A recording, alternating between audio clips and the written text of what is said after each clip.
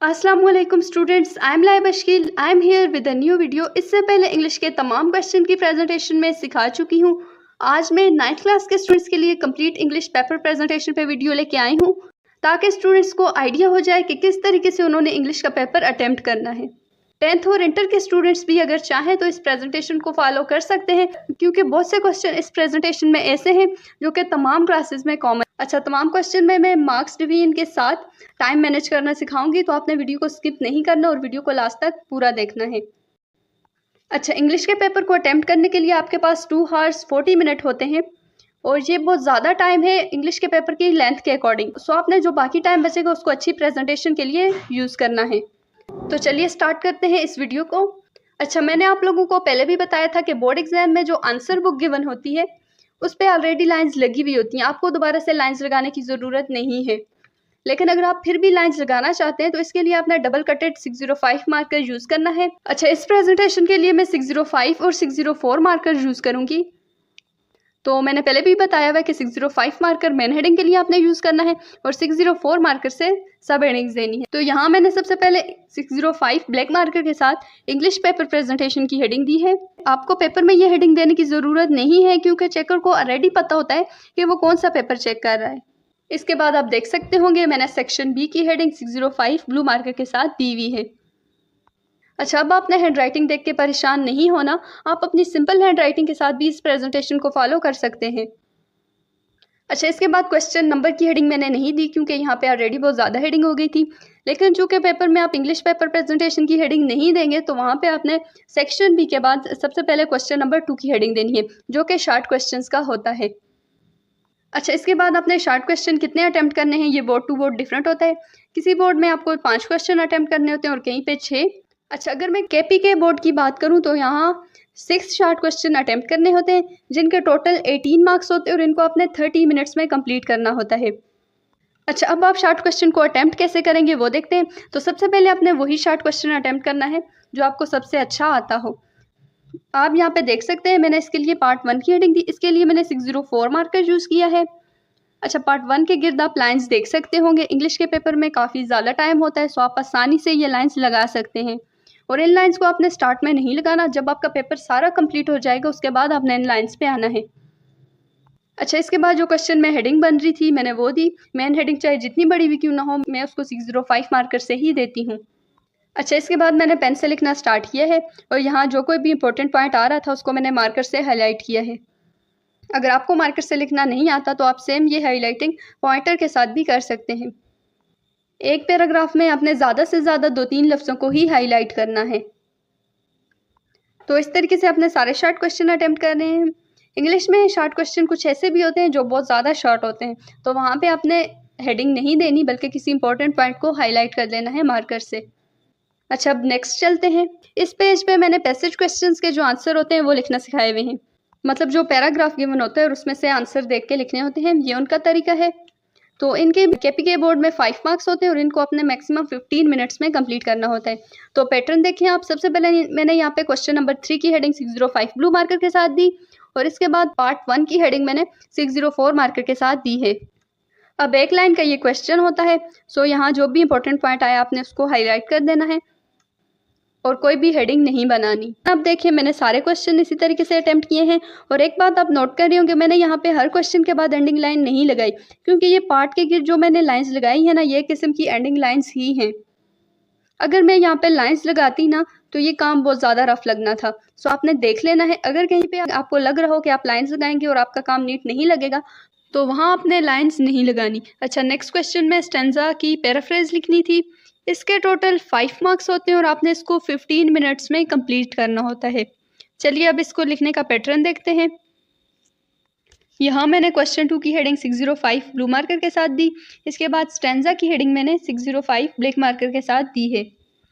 और फिर यहाँ जो स्टेंजा गिवन था ना, उसके मैंने स्टार्ट में से 2-3 लफ्ज़ और फिर दरम्यान में डॉट्स लगा के एंडिंग के 2 लफ्ज़ मैंने लिखे हैं। इसी तरीके से आपने भी स्टेंजा को इस तरीके से लिखना है, क्योंकि ये लिखा हुआ ज़रा अच्छा लगता है।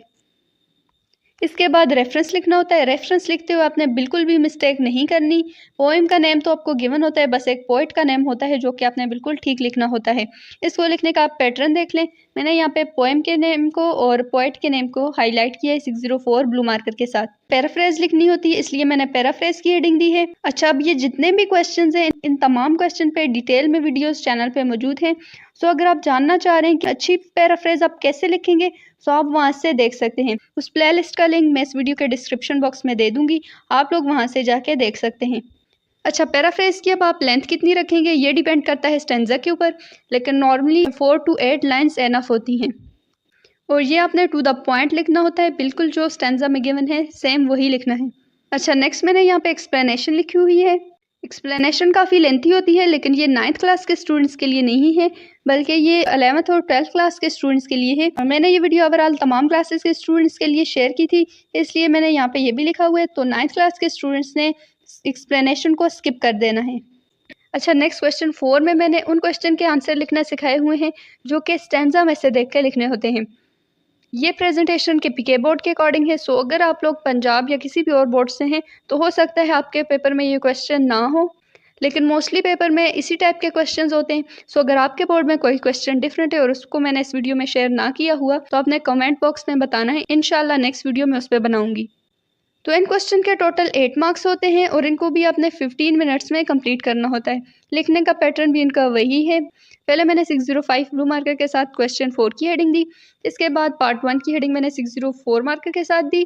सो सेम उसी तरीके से मैंने क्वेश्चन में जो इंपॉर्टेंट पॉइंट आ रहा था उसको हाईलाइट किया है, और इसी तरीके से बाकी सारे पार्ट्स भी आपने अटैम्प्ट करने हैं। बस क्वेश्चन पढ़ के स्टेंजा में से जो आंसर आपको समझ आ रहा हो आपने वही लिखना होता है। तो ये था सेक्शन बी, जिसके टोटल 36 मार्क्स होते हैं। तो नेक्स्ट चलते हैं सेक्शन सी की तरफ। यहाँ मैंने सबसे पहले सेक्शन सी की हेडिंग 605 मार्कर के साथ दी। और सेक्शन सी में केपीके बोर्ड में पहला क्वेश्चन ट्रांसलेशन का होता है, मतलब आपको एक पैराग्राफ गिवन होता है और आपने उसका उर्दू तर्जुमा लिखना होता है, और इसके साथ ही 5 सेंटेंसेस भी गिवन होते हैं और उनकी भी ट्रांसलेशन लिखनी होती है। इसके 6 मार्क्स होते हैं और इसको आपने 20 मिनट में कंप्लीट करना होता है। यहाँ आप देख सकते हैं मैंने ट्रांसलेशन की हेडिंग 605 ब्लैक मार्कर के साथ दी है, और इसके बाद मुझे जो पैराग्राफ गिवन था उसके मैंने स्टार्ट में से 2-3 लफ्ज़ लिखे हैं, दरम्यान में डॉट्स डाल के और फिर लास्ट में से 2-3 वर्ड्स लिखे हैं। इसके बाद मैंने तर्जुमा की हेडिंग 605 ब्लैक मार्कर के साथ दी है, और फिर मैंने ट्रांसलेशन लिखना स्टार्ट किया है। जहाँ कोई कोटेशन वगैरह, कोई भी हदीस, कोई भी इंपॉर्टेंट पॉइंट आ रहा है तो आप उसको हाईलाइट कर सकते हैं, जैसे यहाँ पे मैंने हाईलाइट किया है। अच्छा, इसके बाद जो सेंटेंसेस गिवन होते हैं उनकी प्रेजेंटेशन में यहाँ नहीं दिखा पाई, वो हम डिस्कस करेंगे वीडियो के लास्ट में कि आपने उस ट्रांसलेशन को कैसे लिखना है। नेक्स्ट क्वेश्चन 5 में एप्लीकेशन या लेटर लिखना होता है और इन दोनों में चॉइस होती है। तो यहाँ आप इसका पैटर्न देख सकते हैं। मैंने सबसे पहले एप्लीकेशन की हेडिंग दी। ये जो मैं हेडिंग बता रही हूँ ना, इनको आपने लाजमी देना है ताकि चेकर को बार बार पेपर चेक करने की ज़रूरत ना पड़े कि क्वेश्चन 5 में आपने कौन सा वाला क्वेश्चन अटेम्प्ट किया है। तो एप्लीकेशन या लेटर के 6 मार्क्स होते हैं और इनको आपने 20 मिनट्स में कंप्लीट करना होता है। अच्छा, यहाँ आप देख सकते हैं एप्लीकेशन का जो एंट्रो होता है ना, इसको मैंने 604 मार्कर के साथ लिखा हुआ है। सो अगर आपकी मार्कर की हैंडराइटिंग नहीं है अच्छी तो आपको पेपर में गन बनाने की बिल्कुल भी ज़रूरत नहीं है। आप सेम ये काम पॉइंटर से भी कर सकते हैं। मतलब मैंने जो द प्रिंसिपल, गवर्नमेंट स्कूल और सिटी ABC लिखा हुआ है, इसको आप पॉइंटर से लिखें। और इसके बाद जो सब्जेक्ट की हेडिंग बनती है ना, ये आपने लाजमी मार्कर के साथ देनी है, क्योंकि एप्लीकेशन में सब्जेक्ट मेंशन करने का 1 मार्क्स होता है।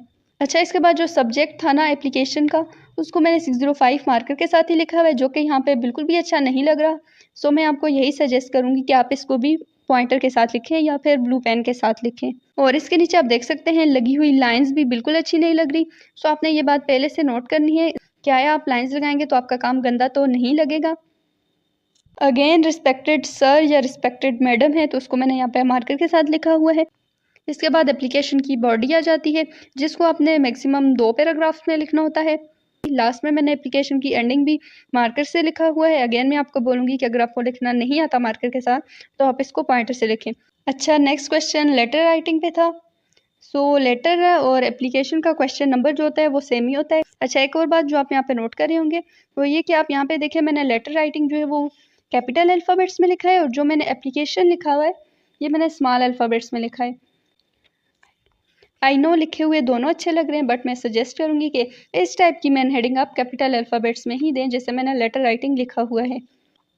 लेटर और एप्लीकेशन में जैसे मैंने बताया चॉइस होती है। सो मार्क्स लेटर के भी 6 ही होते हैं, अगर आप ये लिखेंगे तो इसको भी आपको 20 मिनट्स में ही कंप्लीट करना होगा। और एप्लीकेशन के मुकाबले में लेटर राइटिंग में चूँकि सब्जेक्ट लिखने के कोई मार्क्स नहीं होते, तो आप यहाँ पे सब्जेक्ट की हेडिंग दिए बगैर भी अपना टॉपिक लिख सकते हैं।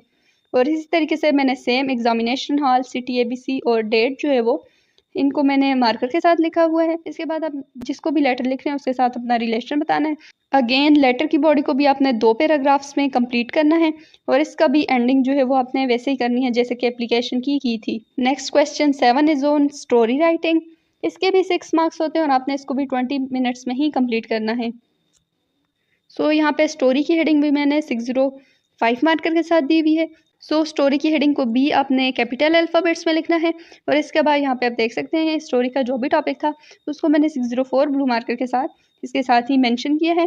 फिर मैंने पेन से लिखना स्टार्ट किया। एक बार स्टोरी आपने हमेशा पास्ट टेंस में लिखनी होती है, ज़्यादा डिटेल में नहीं बता रही। आपको अगर डिटेल देखनी है तो आप इसके लिए ये वीडियो देख सकते हैं।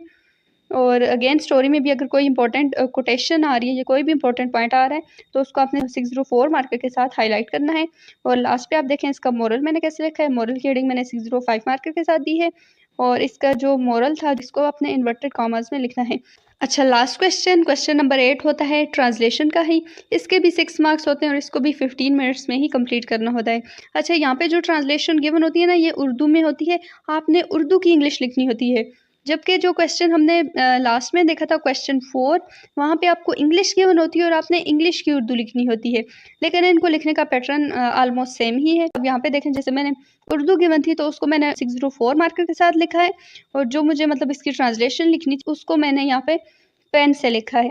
या अगर आप बिल्कुल भी नहीं लिखना चाहते, आपके पास टाइम नहीं, तो आप सिंपली पेज के मिड में करके 1 और 2 मार्क कर सकते हैं जिस तरीके से पीछे इन क्वेश्चंस में मैंने किया हुआ है और फिर उसकी आप ट्रांसलेशन लिखें। अच्छा, एक लास्ट पॉइंट और वो ये कि अगर आपने कोई क्वेश्चन अटेम्प्ट किया है ना और वो यहाँ तक ख़त्म हो गया है और नीचे आपके पास 5-6 लाइन्स ऐसे ही रह गई हैं, तो आपने फिर अगला क्वेश्चन इस पेज से नहीं स्टार्ट करना। उन 5-6 लाइन्स को आपने ऐसे ही रहने देना है और अगला क्वेश्चन आपने नेक्स्ट पेज से स्टार्ट करना है। बहुत से स्टूडेंट्स ये मिस्टेक करते हैं कि वो क्वेश्चन यहीं से शुरू करते हैं, जैसे एप्लीकेशन राइटिंग की हेडिंग उन्होंने इसी पेज पे दे दी और एप्लीकेशन वो अगले पेज पे लिख रहे हैं। सो ऐसे लिखा हुआ ज़्यादा अच्छा नहीं लगता, आप उन 5-6 लाइन्स को स्किप कर दें। अच्छा, यहाँ पे लास्ट पे मैंने डैफोडिल्स पोएम जो 9th क्लास की उसकी समरी शेयर की हुई है।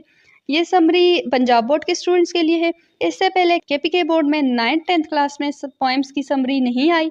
सो आप अपने टीचर से फिर भी पूछ लें। अगर KPK बोर्ड के स्टूडेंट्स ने भी समरी पेपर में लिखनी होती है तो आप इसको यहाँ से कॉपी करके अपने पास नोट कर सकते हैं और फिर पेपर में लिख सकते हैं।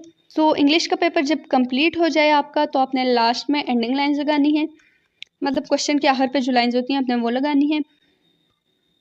मार्जिन लाइंस अपने पेपर में मैंने ना कभी लगाई हैं और ना मेरे पास कभी इतना टाइम होता था।